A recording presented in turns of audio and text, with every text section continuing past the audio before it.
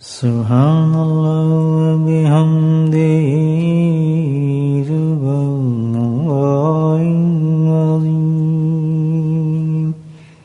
سبحان اللہ وبحمدہ سبحان اللہ العظیم سبحان اللہ وبحمدہ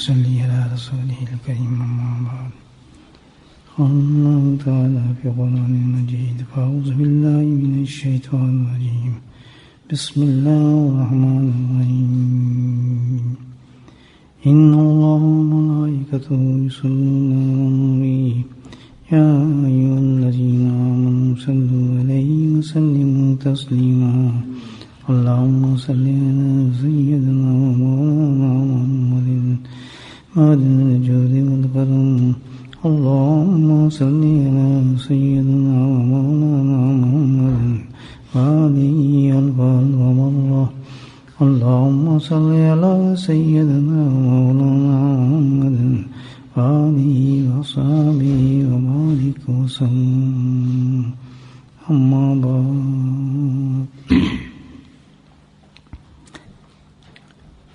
شاذ النادری ایسا مسافر ہمیں نظر آئے کہ جو سفر بھی کرتا ہو اور منزل سے بھی خبر ہو. لوگ اس کو دیوانے ہی کہیں گے. منزل کا تو پتہ نہیں میں نے کہاں جانا ہے, منزل میری کون سی ہے, اور وہ سفر کر رہا ہے تو کیا حال ہوگا اس کا. کبھی ادھر بھٹکے گا کبھی ادھر بھٹکے گا. منزل تو آئی کوئی نہیں اس کی, پتہ ہی کچھ نہیں میں نے کدھر جانا ہے. تو سب سے پہلے ایک مسافر کے لیے ضروری ہے کہ اپنی منزل کو تعین کرے, اپنی منزل کو مقرر کرے, اپنی منزل کو پہچانے.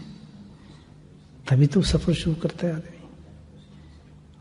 جب سفر شروع کرتا ہے تو اس کو منزل کا پتہ ہوتا ہے, تو اس تک پہنچنے کی کوشش کرتا ہے, ہمت کرتا ہے,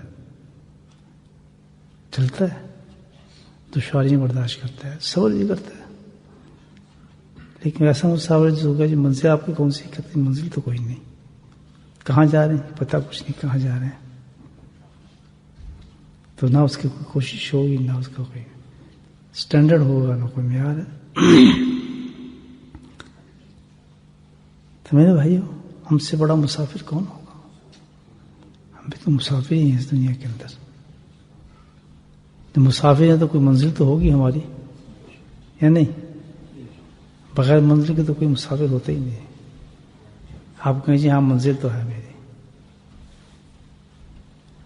بھائی کیا منزل ہے آپ کی, کیا مقصود ہے؟ جنت, اچھی بات ہے, لیکن ہے نہیں یہ, خیال رکھ. محلات اور جو چیزیں اللہ تعالیٰ نے انعامات بتائیں سب, یہ تو ہماری منزل نہیں ہے. یہ تو اس منزل پہ پہنچنے کا انعام ہے.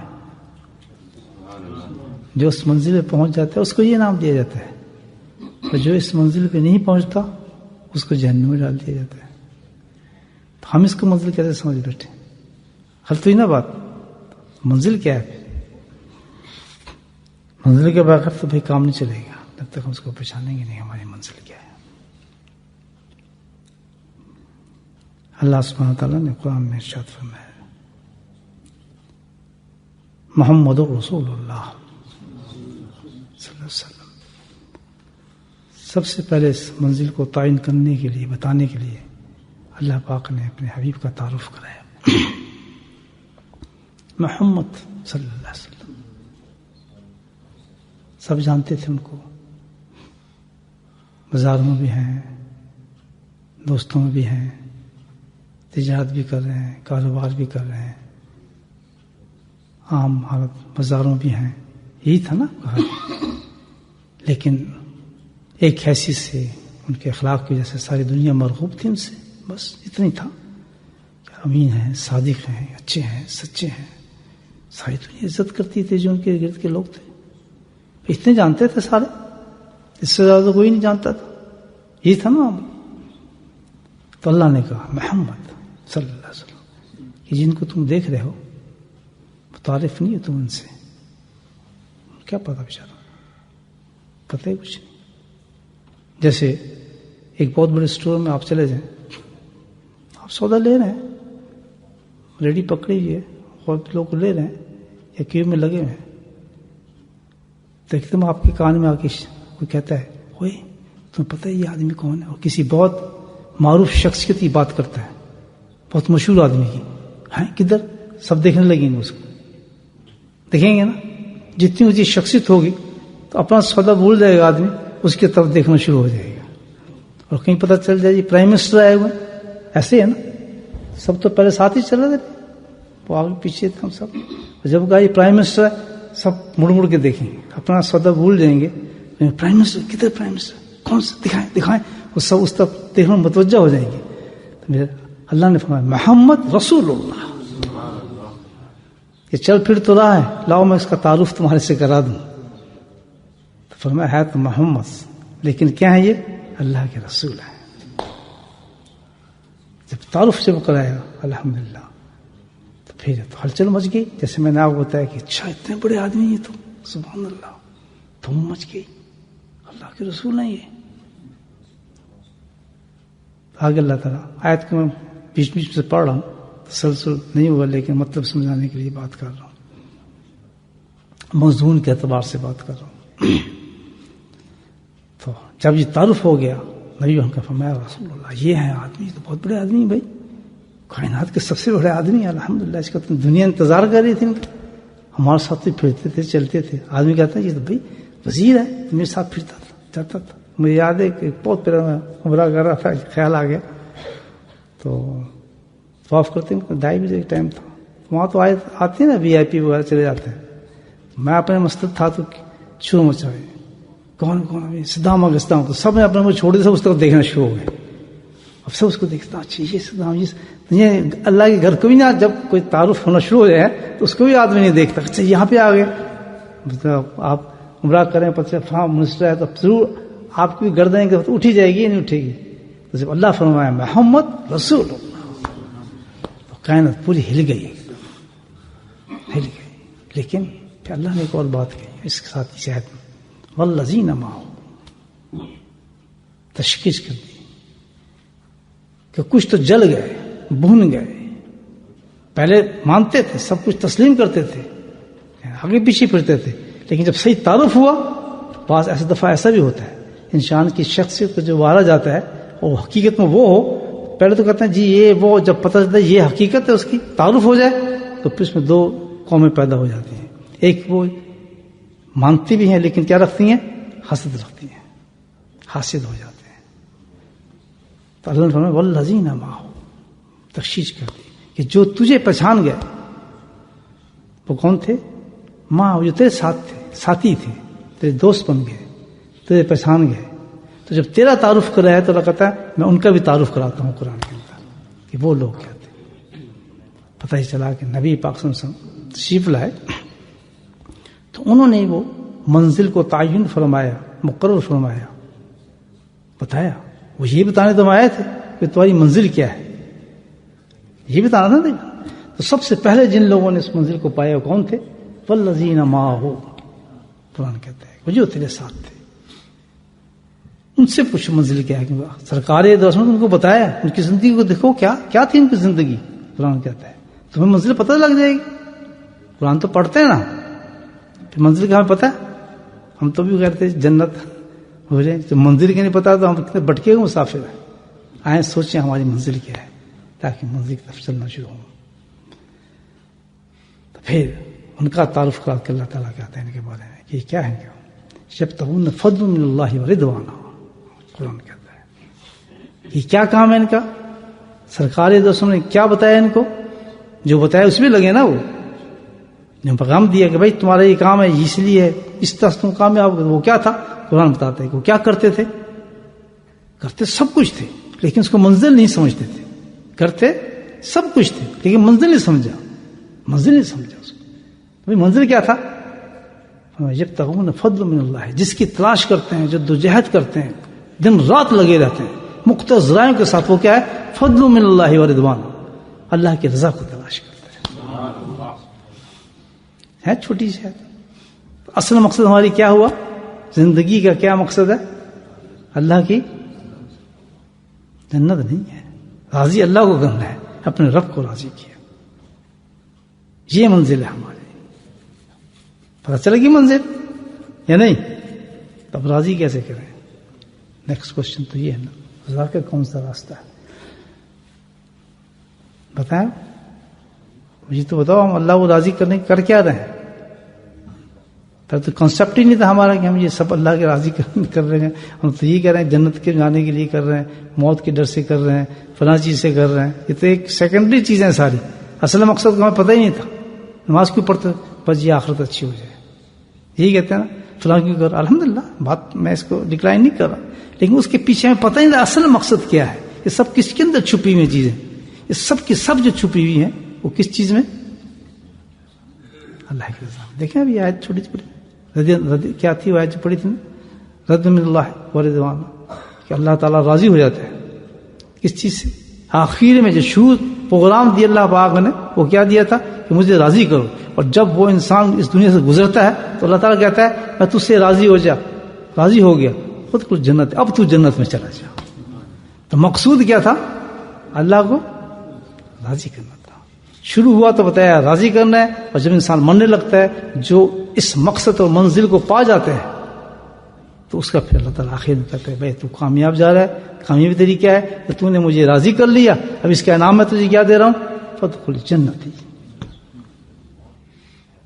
تو مقصد جو ہے ہمارا کیا ہے؟ اللہ کو راضی کرنا۔ راضی کیسے؟ واقعہ مجھے یاد آتا سنا تو محمود غزنوی ایک بادشاہ گزرے، ہندوستان کے بڑے مشہور بادشاہ ہیں، مسلمان، تاریخ میں بڑے واقعات ہیں ان کے، بڑی چیزیں ہیں۔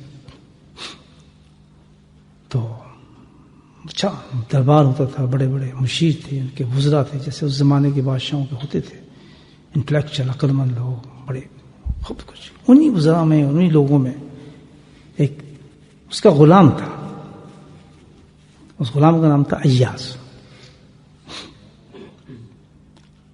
غلام کہتے ہیں نوکر، سرونٹ تھا، وہ کہاں وزیر اور بڑے بڑے مشیر اور بڑے بڑے مقام کے آدمی تھے سارے اس کے دربار کے اندر، انٹلیکچوئل لوگ۔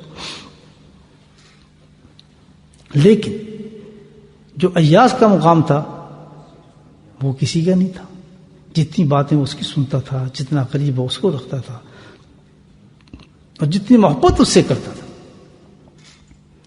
تو سارے جو وزیر تھے، وزراء تھے، وہ چم وہی کرتے تھے کہ یار کیا بات ہے، ہم اتنے بڑے آدمی ہیں، ہم اتنے وزیر ہیں، بادشاہ ہر بات اس کی مانتا ہے، یہ غلام آدمی ہے، اس کی کیا حیثیت ہے؟ بس یہ باتیں چلتی تھی تو بادشاہ تک یہ بات پہنچی، تو اس نے سوچا میں اس کا جواب دوں گا ان کو۔ اس نے جواب تیار کیا، بادشاہ تو تھا نا، اپنی حیثیت کو اس نے اس کا جواب تیار کیا۔ اس نے ایک دربار لگا لیا، اتفاق سے سب لوگ موجود تھے، تو ایک بہت ہی قیمتی ہدیہ ہے بادشاہ کو، کسی بادشاہ نے بھیجا، وہ تھا قندیل، جس کو ہم کہتے ہیں، اسی قندیل لٹکی، بہت ہی حسین و جمیل، بادشاہ کو تحفہ تھا، قیمتی جوہرات اس میں جڑے ہوئے، اور ہیرے جواہرات، پتہ نہیں کیا کیا کچھ اس کے اندر، بے انتہا خوبصورت، حسین اور قیمتی ترین چیز، انمول، دیکھنا انوکھی چیز۔ سارے لوگ بیٹھے تھے، بادشاہ بیٹھا تھا، باقی چیزیں رکھتی، تو بادشاہ نے کہا اپنے جو سب سے اچھا وزیر اعظم تھا اس کو بڑا، کہتے وزیر اعظم صاحب اس کو توڑ دو۔ سوچیں کیا کہہ رہا ہے بادشاہ، بادشاہ اس کا جان کے مان پاؤں تو بادشاہ سلامت عرض کروں، یہ تو بہت قیمتی چیز ہے اور آپ کو ہدیہ دیا گیا ہے، آپ کہتے ہیں اس کو توڑ دو۔ میرا مشورہ تو آج نہ یہ ہے کہ آپ اس کو نہ توڑیں، ٹھیک نہیں ہے، بیٹھ گئے۔ دوسرے کو بلایا جو اسسٹنٹ تھا، وہ بھی گھبرایا کہ میں کیسے توڑ اتنی قیمتی چیز کو، اس کی بھی ضرورت، اس نے یہ بادشاہ سلام مہربانی فرمائے اس کو رہنے دیں، یہ تو ہدیہ ہے، بہت قیمتی چیز ہے، نایاب چیز ہے، اسے چھوڑ دیں۔ چنانچہ سارے آہستہ آہستہ اس نے جتنے بھی بڑے بڑے لوگ تھے سب کو بلایا اور سب نے یہی جواب دیا. آخر اس نے ایاس کو بلایا, اس نے کہا توڑ دو. اس نے ڈنڈا اٹھایا اور اس پہ مارا, رضا کر دیا, یعنی چھوڑا ہی نہیں اس کو, ایسے ہی کوئی نہیں چھوڑا, پار کر دیا. ٹوٹ گیا تو بادشاہ نے ادھر آؤ, بدتمیز تو نے اتنا قیمتی چیز مجھے توڑ دی ہیں, تجھے شرم نہیں آئی توڑتے ہوئے؟ دیکھا نہیں سارے وزراء بیٹھے تھے, کتنے اچھے لوگ تھے, کتنے بڑے بڑے لوگ تھے, تو ان کو بیوقوف سمجھتا ہے, یہ سب پاگل تھے, اور تم نے اٹھا کے اس کو توڑ دیا. یہ کب کہاں سے آئے گا اتنی قیمتی چیز, کیسے ملے گی مجھے؟ وہ ذرا گرم ہوا اس پر, تو اس نے ہاتھ بند کر کے کہ بادشاہ معافی چاہتا ہوں. لیکن بات یہ تھی دراصل جو میرے دل میں بات ہے, جو آپ نے کہا کہ اس کو توڑ دے, تو میرے نزدیک آپ کا حکم بہت قیمتی تھا بنسبت اس چیز کے. آپ کے حکم کے مقابلے میں اس کی کوئی ویلیو نہیں تھی میرے نزدیک, اور ابھی بھی نہیں ہے. تو میں یہ نہیں کر سکا کہ آپ کے حکم کے مقابلے میں اس کو توڑ دیتا, اس کو رہنے دیتا, اور آپ کے حکم کو توڑ دیتا. آپ کے حکم کو میں نہیں توڑ سکتا. دربار والے چھو تو پتہ ہی چلا دوستوں کہ حقیقت بندگی جو ہے وہ یہ ہے کہ بندہ وہ ہے کہ جو اپنے رب کا حکم نہ توڑے. حقیقت یہ ہے کہ بندگی یہی ہے. رضا کا مقام یہی ملتا ہے کہ جب کوئی حکم آ رہا ہو اس کی آقا کی طرف سے, تو اس وقت یہ نہیں سوچنا کہ اس حکم کے نقصان مجھے کیا ہوگا, کتنا مجھے جائے گا, کتنا ختم ہوگا, کیوں, کیا, کب, نہیں ہوتا. بلکہ دیکھیے کہ حکم کس کا آ رہا ہے. جو اس حکم کو قبول کر لیتا ہے الحمدللہ, اور اس حکم پہ عمل کر لیتا ہے جو اس کی رب کی طرف سے ہے, تو اللہ کے نزدیک وہ ایسا ہو جاتا ہے کہ اللہ کہتا ہے میں اس سے راضی ہو گیا. تو سب سے بڑی عبادت یہ ہے کہ اللہ کا جو حکم بھی ہمیں پہنچے, جس طرح بھی پہنچے, ہے اللہ کا حکم. پتہ یہ ہے کہ اللہ کا حکم اللہ نے کہا کہ نماز پڑھو, کب پڑھو, کس طرح پڑھو, حکم کیا ہے؟ نماز پڑھو. اندھا دھن نماز کی طرف آ جاؤ. اللہ نے کہا روزے رکھو. ہمیں نہیں پتا کہ 24 گھنٹے کا روزہ آتا ہے, 20 گھنٹے کا روزہ آتا ہے, 30 گھنٹے کا روزہ آتا ہے. ہمیں حکم ہے, ہمیں بس یہ کیوں رکھ رہے ہیں آپ, فلاں ہے, یہ کچھ پتا نہیں. اللہ کا حکم ہے, ہم اس کو نہیں توڑ سکتے. اس کے مقابلے میں جتنی چیزیں ہم توڑ سکتے ہیں لیکن اس حکم کو نہیں توڑیں گے. حج کا حکم آ جاتا ہے اللہ کی طرف سے, کچھ بھی ہو, کسی حالت میں ہو, لیکن اس ساری کنڈیشن میں ہے جو حج کر سکتا ہے انسان, شریف سارے اس پاس موجود ہیں, وہ چیز ہے حکم بجا لانا ہے. اب اس کے مقابلے ہم جو کچھ بھی ڈھکوسلے کرتے رہیں, کتنے ہی جو کچھ ہم کرنا چاہیں کر لیں, لیکن وہ جو حکم اللہ کا اس وقت موجود ہے, اس حکم کے مقابلے میں کوئی حکم نہیں ہوگا. اللہ کا حکم ہے, ہم نے حج کرنا ہے. زکوٰۃ دو, اللہ نے کہا. کس کا حکم ہے؟ اللہ کا. اب یہ نماز تو ہم پڑھ رہے ہیں, ہاں اللہ کا حکم ہے. روزے بھی ہم رکھیں, اللہ کا حکم ہے. زکوٰۃ دینا مشکل ہے, کیا کریں, نکال دیں گے, فلاں کر دیں گے. یہ جو دین ہے کہ کچھ کر لیا, کچھ چھوڑ دیا, کچھ مان لیا اور کچھ نہ مانا, کچھ پہ قائم ہو گئے اور کچھ کو بالکل چھوڑ دیا. اللہ کے نزدیک یہ دین نہیں ہے. تو اللہ نے پورے قرآن میں یہ واقعات دیے کہ ایسا دین نہ بنا لینا. پرانی قوموں کے اللہ نے یہی واقعہ میں بیان کی ہے. بڑا پڑا ہے قرآن. پورے قرآن میں نصیحت اللہ نے جو دی ہے, پورے قرآن میں جو واقعات سے ہر چیز سے نصیحت ہمیں دی ہے, جو ہمیں سمجھا ہے, ایک ہی چیز پہ کہ اللہ کے حکم کو مت چھوڑنا. آپ دیکھیں کوئی واقعات اٹھا کر دیکھیں, بتاتا اللہ یہی ہے. اس سے خیال رکھنا ایک چیز کو کہ حکم آئیں گے میرے, وہ کبھی آزمائش بنیں گے آپ کے لیے, کبھی مشکلات میں آئیں گے, کبھی کسی حالت میں آئیں گے, لیکن کامیاب وہی شخص ہوگا جس نے اپنے اللہ کے حکم کو قبول کر لیا. جس کو اللہ نے منع کر دیا اس کے نزدیک نہ جانا. اب کتنا ہی ہمیں اس پہ نقصان ہوتا نظر آئے, کچھ بھی ہو, یہ ہم نہیں کر سکتے.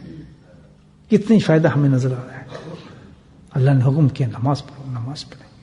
اللہ نے حکم دیا روزہ رکھو, ہم روزہ رکھیں گے. اللہ نے حکم دیا حج کرو, ہم حج کریں گے. اللہ نے حکم دیا زکوٰۃ دو, ہم زکوٰۃ دیں گے. اللہ نے حکم دیا میرے حبیب کی پیروی کرو، ہم پیروی کریں گے، نقل کرو، ہم ان کی نقل کریں گے. یہ اللہ کے حکم ہے نا سارے چلتے ہیں.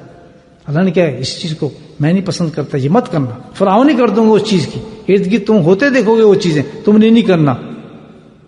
یہ مثالیں دنیا کر رہی ہے، ہم کیا کریں؟ سب کر رہے ہیں. کہتا یہ مثال نہیں، مثال یہ ہے کہ میں جس چیز کو کہہ رہا ہوں تمہارے سمجھ میں آئے یا نہ آئے، دماغ پہ نہ توڑنے لگنا کہ جی اس میں یہ حکمت ہے، اس میں یہ حکمت ہے، کوئی تم سوچ نہیں سکتے. میری بہت سی چیزیں میں وہ تمہیں بتاؤں گا کہ تمہاری عقل کے نزدیک بھی نہیں جائے گی.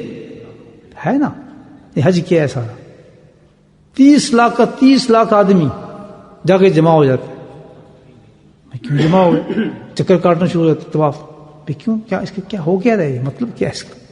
کچھ سینس نظر آتا ہے؟ عقل آیا؟ اچھا پھر کیا ہے بھائی؟ یہاں تو 1 لاکھ کا ثواب ہے نماز کا. حکم ہے نہیں چھوڑ دو. اب سب چھوڑ کے ایک میدان میں چلے گئے، مینا کے میدان میں پہنچ گئے. یہ کیا وہ 1 لاکھ کا ثواب چھوڑ کے مینا میں نماز پڑھو؟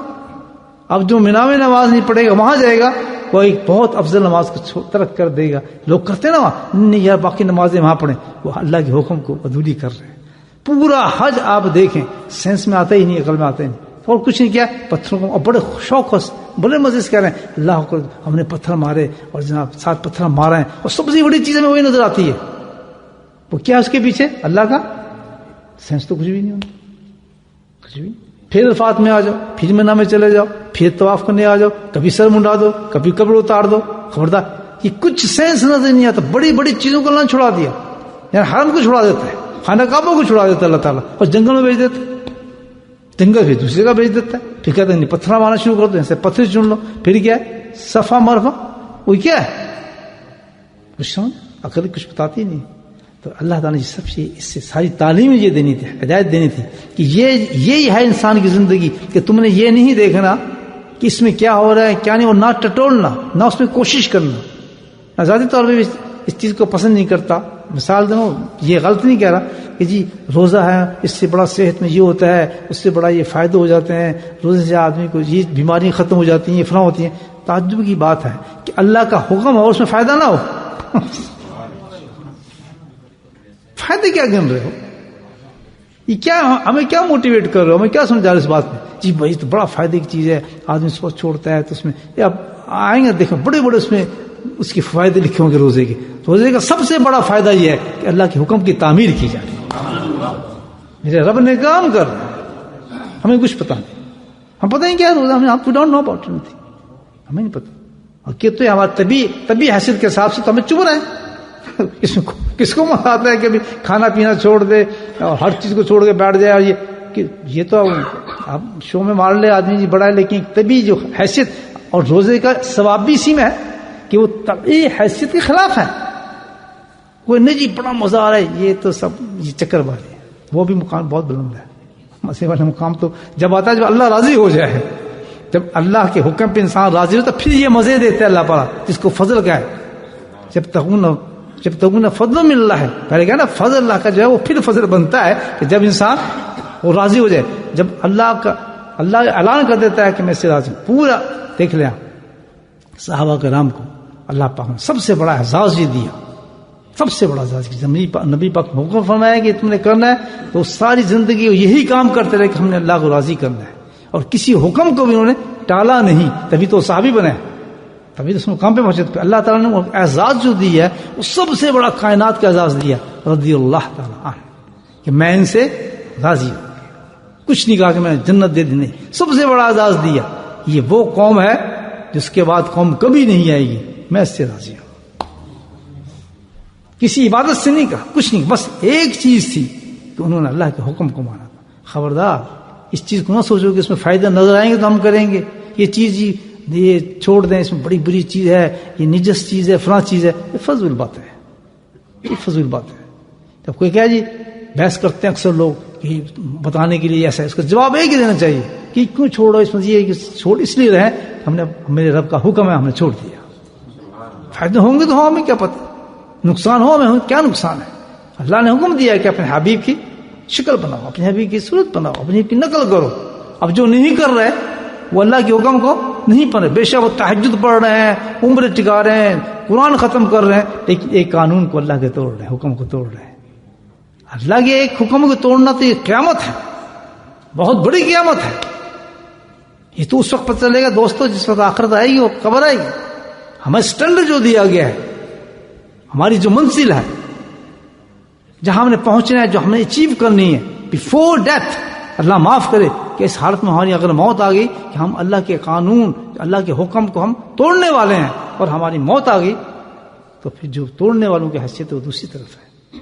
قرآن بتاتا ہے رضی اللہ عنہ نہیں ہے، وہ تو اللہ کے عذاب اللہ کی جو اللہ آپ کو عذاب مقرر کیے ہیں، جہنم کی طرف انسان کو دھکیل دے. جی ایک تو ہم کر رہے ہیں نفع، 5 ہم کریں کہ نہیں تو کیا فرق پڑتا ہے؟